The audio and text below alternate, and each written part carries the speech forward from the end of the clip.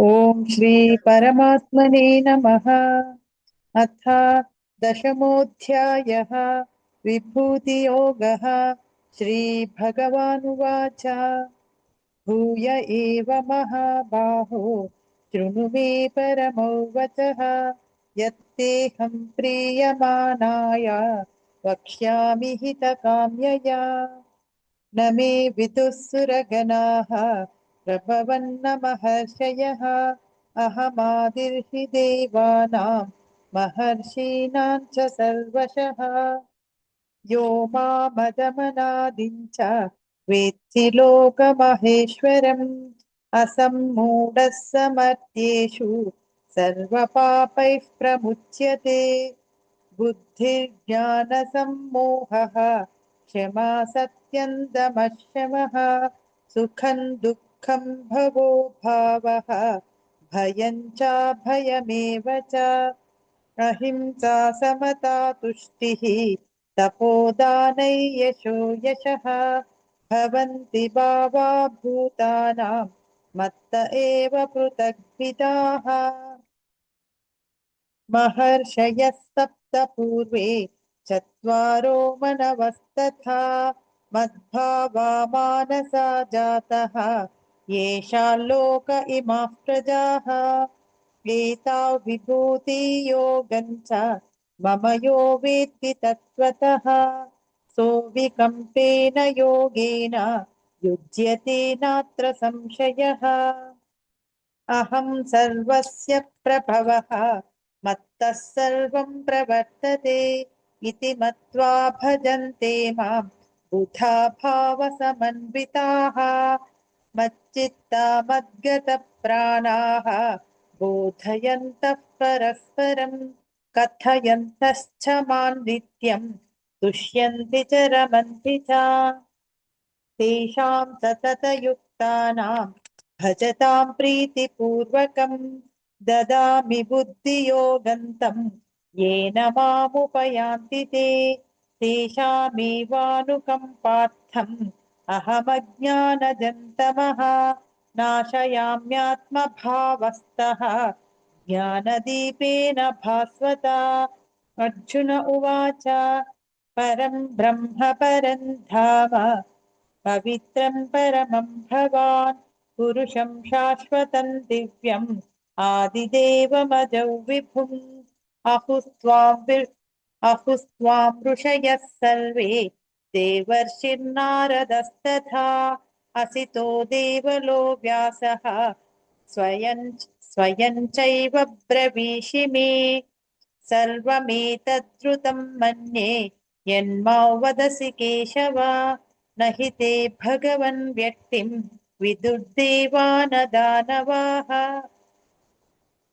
स्वयमेवात्मनात्मानं वेत्तत्वं पुरुषोत्तम। भूतभावन भूतेश देवदेव जगत्पते। वक्तुमर्हस्य शेषेण दिव्या ह्यात्मविभूतयः। याभिर्विभूतिभिर्लोकान् इमां स्तौव्याप्य तिष्ठसि। ततो विद्यामहै योगी त्वां सदा परिचिन्तयन्। केषु केषु च भावेषु चिन्त्योऽसि भगवन्मया।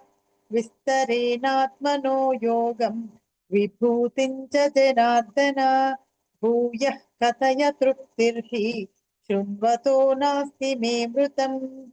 श्रीभगवानुवाच हन्त ते कथयिष्यामि दिव्या ह्यात्मविभूतयः। प्राधान्यतः कुरु श्रेष्ठः नास्त्यन्तो विस्तरस्य मे।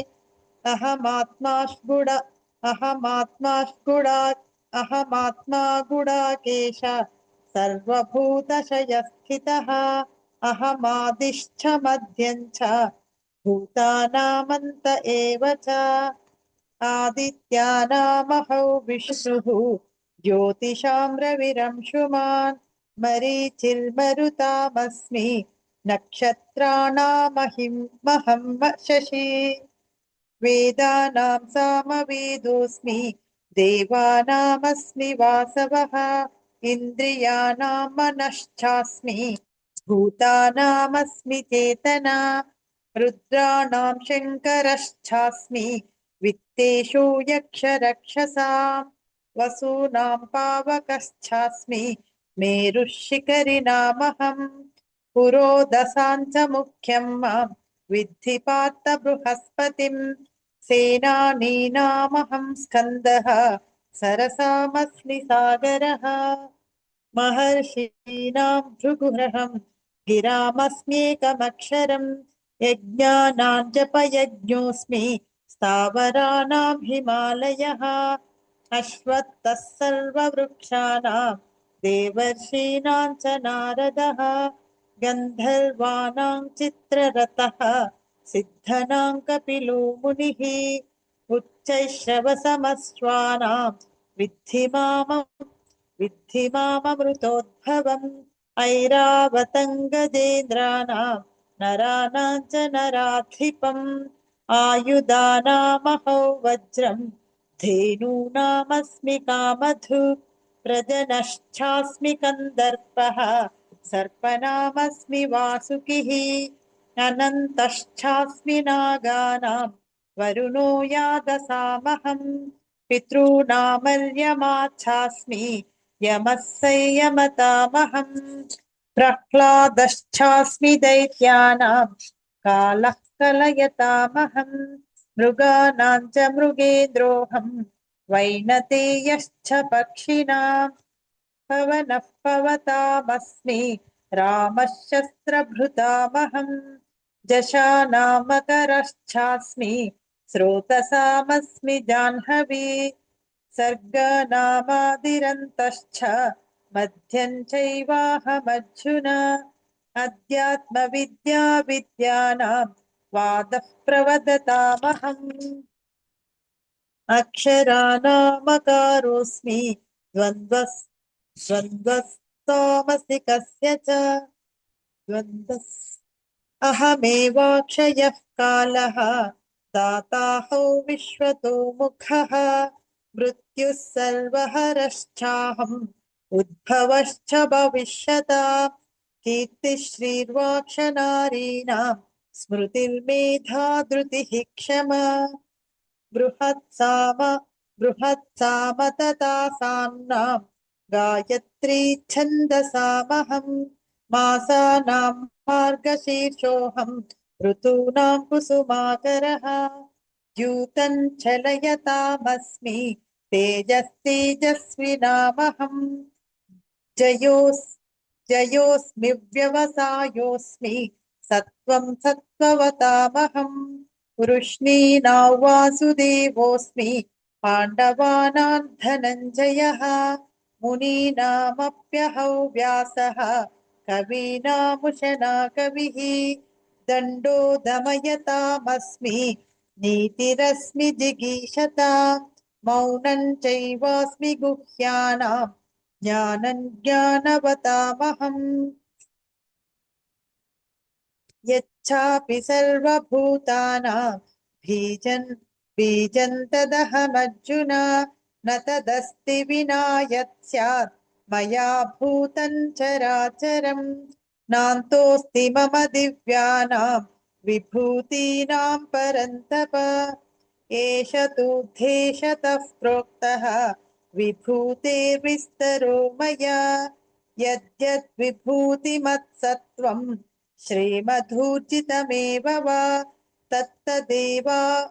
तत्तदेवावगच्छत्वं मम तेजोंश सम्भवम् अथवा बहुनैतेन क्लिज्ञातेन तवार्जुन विष्टभ्याहमिदं कृत्स्नम् एकांशेन स्थितो जगत् ॐ तत्सदिति श्रीमद्भगवद्गीतासु उपनिषत्सु ब्रह्मविद्याया योगशास्त्रे श्रीकृष्णार्जुन संवादे विभूतियोगो नाम दशमोऽध्यायः।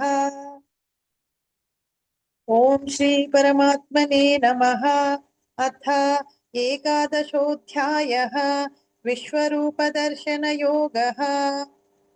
मदनुग्रहाय परम अर्जुन उवाच मदनुग्रहाय परमं गुह्यमध्यात्मसङ्गितं यत्त्वयोक्तौ वचस्तेन मोहोऽयौ विगतो मम भवाप्ययौ हि भूतानां श्रुतौ विस्तरशो मया त्वत्तः कमलपत्राक्ष महात्म्यमपि चाव्ययम् एवमेतद्यथा तत्त्वम् आत्मानं परमेश्वर द्रष्टुमिच्छामि ते रूपम् ऐश्वरं पुरुषोत्तम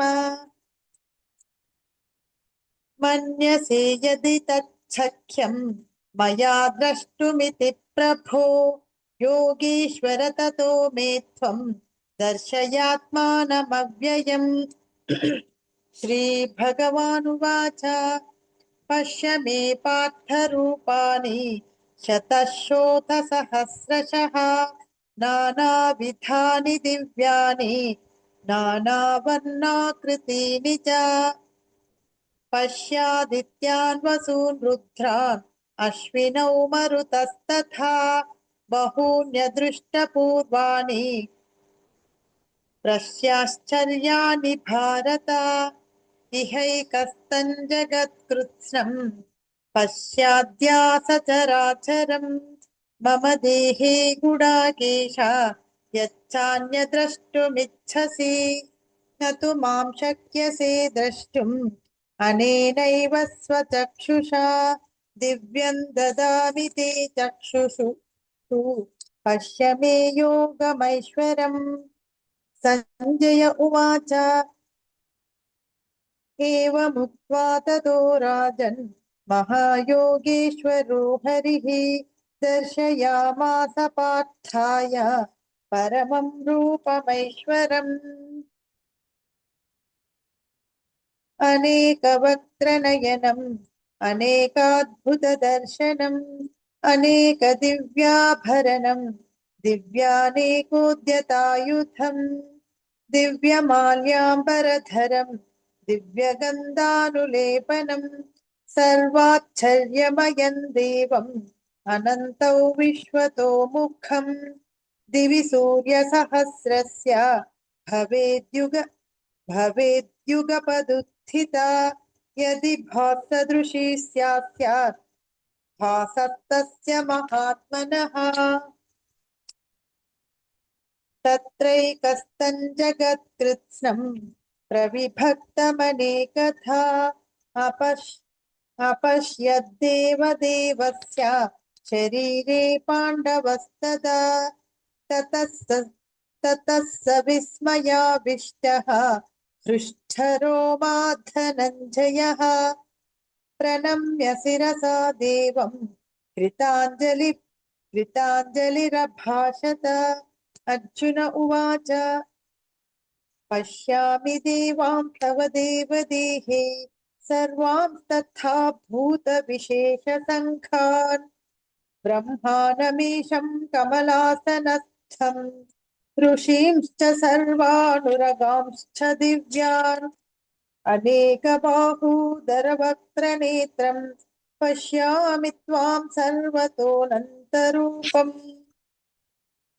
नान्तन्न मध्यन्न पुनस्तवादि पश्यामि विश्वेश्वर विश्वरूपा किरीटिनं गदिनं चक्रिणं च तेजो राशिं सर्वतो दीप्तिमन्तम् पश्यामि त्वां दुर्निरीक्ष्यं समन्तात् दीप्तानलार्काद्युतिमप्रमेयम् त्वमक्षरं परमौ वेदितव्यम् त्वमस्य विश्वस्य परन्निधानम् त्वमव्ययः शाश्वत धर्मगोप्ता सनातनस्त्वं पुरुषो मतो मे अनादिमध्यान्तमनन्तवीर्यम् अनन्तबाहुं शशिसूर्यनेत्रम् पश्यामि त्वां दीप्तहुताशवक्त्रम् स्वतेजसा विश्वमिदन्तपन्तम् द्यवा पृथिव्योरिदमन्तरं हि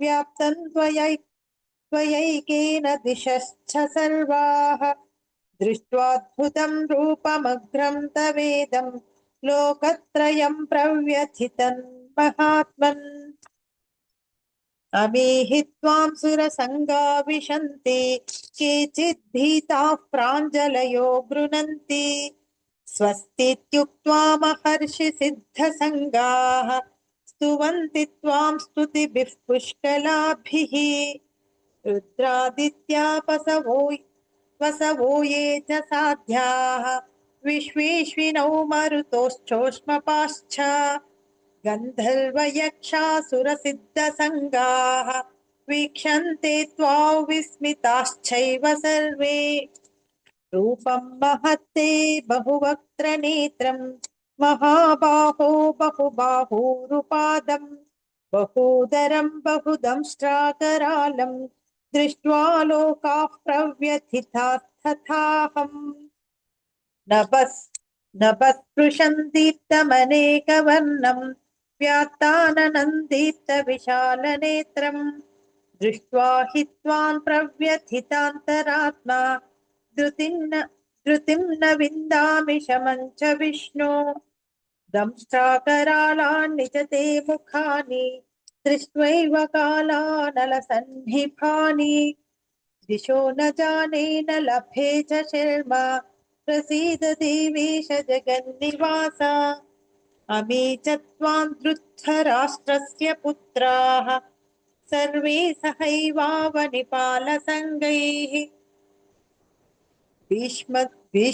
भीष्मो द्रोणः सूतपुत्रस्तथासौ सहस्मदीयैरपि योद्धमुख्यैः वक्त्राणि ते त्वरमाना विशन्ति दंष्ट्राकरालानि भयानकानि केचिद्विलग्ना दशनान्तरेषु सन्दृश्यन्ते चूर्णितैरुत्तमाङ्गैः यथा नदीनां बहवोऽम्बुवेगाः समुद्रमेवाभिमुखा द्रवन्ति तथा तवामि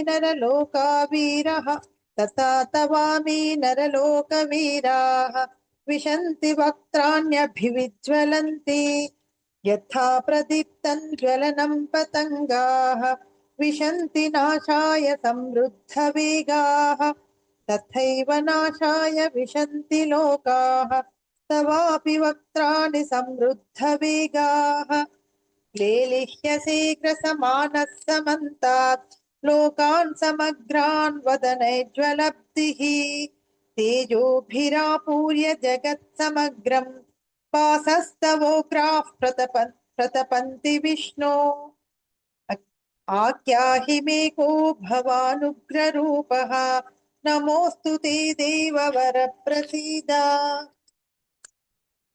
विज्ञातुमिच्छामि भवन्तमाद्यं न हि प्रजानामि तव प्रवृत्तिम् श्रीभगवानुवाच कालोऽस्मि लोकक्षयकृत् प्रवृद्धः लोकान् समाहर्तुमिह प्रवृत्तः ऋतेऽपि त्वान्न भविष्यन्ति सर्वे एव स्थिताः प्रत्यनिकेषु योधाः तस्मात् त्वमुत्तिष्ठ यशो लभस्व जित्वा शत्रून् भुङ्क्ष्व राज्यं समृद्धम् मयैवैते निहताः पूर्वमेव निमित्तमात्रं भव सव्यसाचिन् द्रोणं च भीष्मं च जयद्रथं च कर्णं तथा न्यानपि योद्धवीरान् मया हतास्त्वं जहिमा व्यथिष्टाः युध्यस्व चेतासि रणे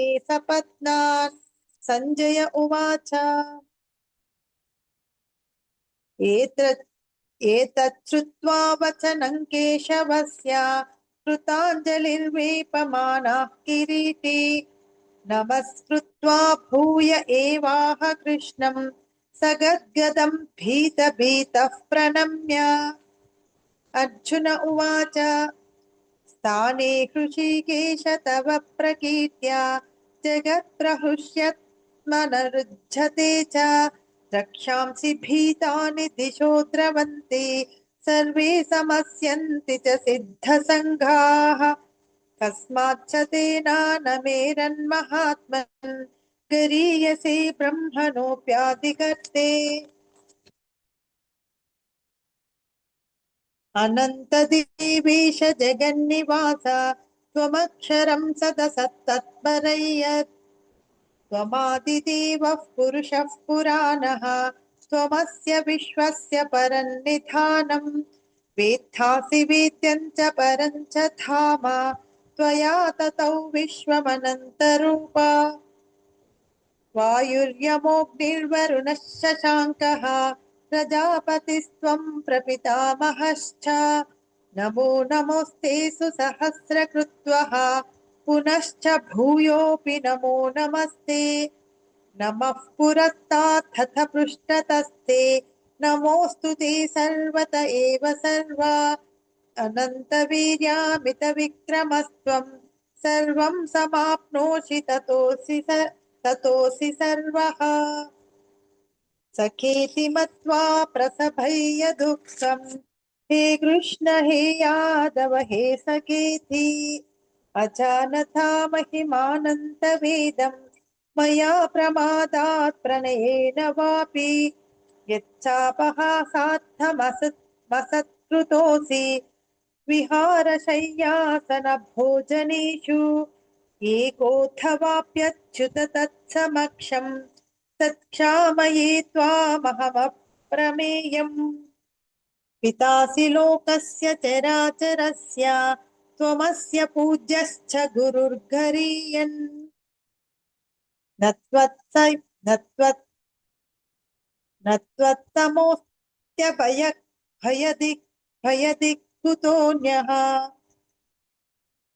पितासि लोकस्य चराचरस्य त्वमस्य पूज्यश्च गुरुर्गरीयान् न त्वत्समोऽस्तभ्यधिकः कुतोऽन्यः लोकत्रयेऽप्यप्रतिमप्रभाव तस्मात् प्रणम्य प्रणिधाय कायं प्रसादये त्वामहमेष मेद्यम् पितेव पुत्रस्य सखेव सख्युः प्रियः प्रियायार्हसि देव सोढुम् अदृष्टपूर्वं हृषितोऽस्मि दृष्ट्वा भयेन च प्रव्यथितं मनो मे तदेव मे दर्शय देवरूपम् प्रसीद देवेश जगन्निवास किरीटिनं गदिनं चक्रहस्तम् इच्छामि त्वां द्रष्टुमहं तथैव तेनैव रूपेण चतुर्भुजेन सहस्रबाहो भव विश्वमूर्ते श्रीभगवानुवाच मया प्रसन्नेन तवार्जुनेदं रूपं परं दर्शितमात्मयोगात् तेजोमयं विश्वमनन्तमाद्यं यन्मे त्वदन्येन दृष्ट्वा पूर्वम् न वेदयज्ञादयनैर्न दानैः न च क्रियाभिन्न तपोभिरुग्रैः एवं रूपः शक्य अहं नृलोके द्रष्टुं त्वदन्येन कुरु प्रवीरा मा ते व्यथा मा च विमूढभावः दृष्ट्वा रूपं घोरमीदृच्छ्ममेदम् व्यपेतभिः प्रीतमनः पुनस्त्वं तदेव मे रूपमिदं प्रपश्य सञ्जय उवाच इत्यार्जुनौ वासुदेवस्ततोक्त्वा स्वकं रूपं दर्शयामास भूयः आश्वासयामास च भीतमेनं भूत्वा पुनः आत्मा अर्जुन उवाच दृष्ट्वेदं मानुषं रूपं तव सौम्यं जनार्दन इदानीमस्मि संवृद्धः सचेतः प्रकृतिं गतः श्रीभगवानुवाच सुदर्शमिदं रूपं दृष्टवानसि यन्मम देवा अप्यस्य रूपस्य नित्यं दर्शिनकाङ्क्षिणः नाहौ वेदैर्न तपसा न दानेन न चेज्यया शक्य एव विधो द्रष्टुं दृष्टवानसि मां यथा भक्त्या त्वनन्यया शक्यः अहमेव विधोऽर्जुन ज्ञातुं द्रष्टुं च तत्त्वेन प्रवेष्टुं च परन्तप मत्कर्मकृन्मत्परमोहो मद्भक्तः सङ्गवर्जितः मत्कर्मकृन्मत्परमहो मद्भक्तः सङ्गवर्जितः निर्वैरः सर्वभूतेषु यः स मामेति पाण्डव। ॐ तत्सदिति श्रीमद्भगवद्गीतासु उपनिषत्सु ब्रह्मविद्याया योगशास्त्रे श्रीकृष्णार्जुनसंवादे विश्वरूपदर्शनयोगो नाम एकादशोऽध्यायः।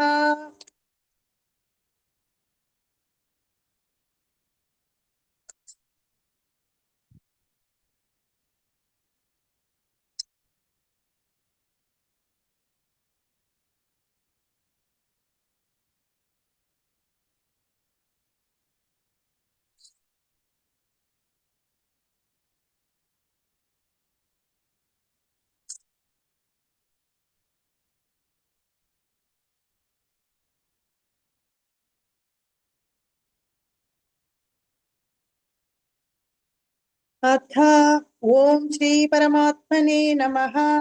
अथ द्वादशोऽध्यायः भक्तियोगः। अर्जुन उवाच एवं सततयुक्ता ये भक्तस्त्वां पर्युपासते ये चाप्यक्षरमव्यक्तं तेषां के योगवित्तमाः। श्रीभगवानुवाच मय्यावेश्य मनो ये मां नित्ययुक्ता उपासते श्रद्धया परयोपेताः ते मे युक्ततमा मताः।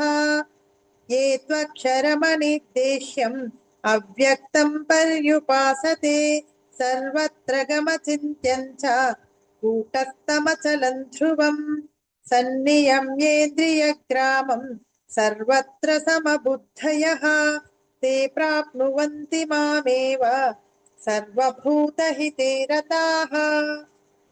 क्लेशोऽधिकतरस्तेषाम् अव्यक्तासक्तचेतसाम् अव्यक्ता हि गतिर्दुःखम् देहवद्भिरवाप्यते ये तु सर्वाणि कर्माणि मयि सन्न्यस्य मत्पराः अनन्येनैव योगेन मां ध्यायन्त उपासते तेषामहं समुद्धर्ता मृत्युसंसारसागरात् भवामि न चिरात् पार्थ मय्यावेशितचेतसाम् मय्येव मन अदत्स्व मयि बुद्धिं निवेशय निवशिष्यसि मय्येव अत ऊर्ध्वं न संशयः अथ चित्तं समाधातुं न शक्नोषि मयि स्थिरम् अभ्यासयोगेन ततः मामिच्छाप्तुं धनञ्जय अभ्यासेऽप्यसमर्थोऽसि मत्कर्म परमो भव मदर्थमपि कर्माणि कुर्वन् सिद्धिमवाप्स्यसि अथै अथैत अथैतदप्यशक्तोऽसि कर्तुं मद्योगमाश्रितः सर्वकर्मफलत्यागं ततः कुरु यतात्मवान् श्रेयो हि ज्ञानमभ्यासात् ज्ञानध्यानौ विशिष्यते ध्यानात् कर्मफलत्यागः त्यागच्छान्तिरनन्तरम् अद्वेष्टा सर्वभूतानां मैत्रः कर्ण एव च निर्ममो निरहङ्कारः समदुःखसुखः क्षमी सन्तुष्टः सततं योगी यतात्मा दृढनिश्चयः मय्यर्पितमनो बुद्धिः यो मद्भक्तः स मे प्रियः यस्मान्नो द्विजते लोकः लोकान्नो द्विजते च यः हर्षामर्षभयोद्वेगैः मुक्तो यः स च मे प्रियः अनपेक्षस्तु चिद्धक्षः उदासीनो गतव्यथः सर्वारम्भपरित्यागी यो मद्भक्तः स मे प्रियः। यो न हृष्यति न द्वेष्टि न शोचति न काङ्क्षति शुभाशुभपरित्यागी भक्तिमान् यः स मे प्रियः समः शत्रौ च मित्रे च तथा मानापमानयोः शीतोष्णसुखदुःखेषु समः सङ्गविवर्जितः तुल्यनिन्दास्तुतिर्मौनी सन्तुष्टो येन केनचित् अनिकेतस्थिरमतिः भक्तिमान् मे प्रियो नरः ये तु धर्म्यामृतमिदं यथोक्तं पर्युपासते श्रद्दधाना मत्परमाः भक्तास्तेतीव मे प्रियाः। ॐ तत्सदिति श्रीमद्भगवद्गीतासु उपनिषत्सु ब्रह्मविद्याया योगशास्त्रे श्रीकृष्णार्जुनसंवादे भक्तियोगो नाम द्वादशोऽध्यायः।